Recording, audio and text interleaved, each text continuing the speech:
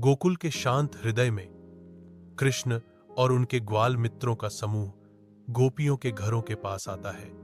उनकी आंखें चंचल शरारत से चमक रही हैं। चुपके से वे एक गोपी के घर में घुस जाते हैं। उनकी फुर्तीली उंगलियां मक्खन के बर्तनों को तेजी से जब्त कर लेती हैं। अपने साहसिक कारनामे के रोमांच का आनंद लेती हैं। चुराए हुए मक्खन के साथ भागते हुए वे अपनी जीत को कसकर पकड़े हुए, उनके चेहरों पर खुशी फूट पड़ती है। गोपियां चोरी का पता चलने पर पीछा करने के लिए दौड़ती हैं। उनकी आवाजें गांव में चंचल क्रोध के साथ गूंजती हैं।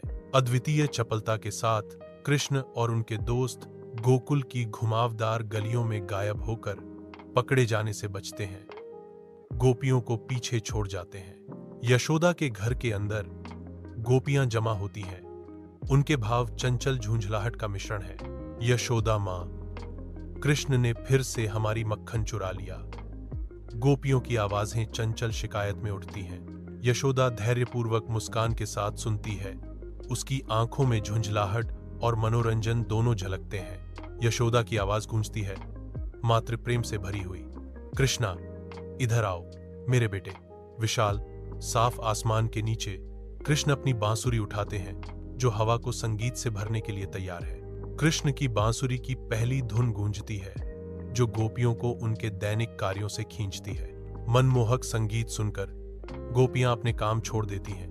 उनके दिल मधुरता की ओर खिंचे चले जाते हैं। गोपियां यमुना नदी के किनारे एकत्र होती हैं। हर नोट के साथ उनकी प्रत्याशा बढ़ती जाती है। नदी के किनारे रास शुरू होता है। खुले आसमान के नीचे भक्ति का नृत्य। गोपियां कृष्ण के चारों ओर ग्रेसफुली नृत्य करती हैं।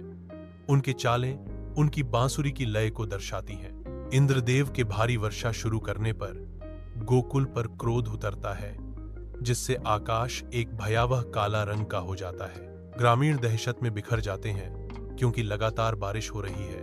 उनके चेहरे डर से भर जाते हैं। ईश्वरीय हस्तक्षेप के एक क्षण में कृष्ण अपनी छोटी उंगली पर शक्तिशाली गोवर्धन पर्वत को उठाते हैं, तूफान के प्रकोप को धता बताते हुए। कृष्णा की सुरक्षात्मक आलिंगन के नीचे ग्रामीणजन एक साथ इकट्ठा होते हैं। उनके नाम का जाप कृतज्ञता से भरे दिलों से करते हैं। अटल विश्वास और कृष्ण की असीम शक्ति को देखकर इंद्रदेव अपना सिर झुकाते हैं, अपनी गलती की गंभीरता का एहसास करते हुए।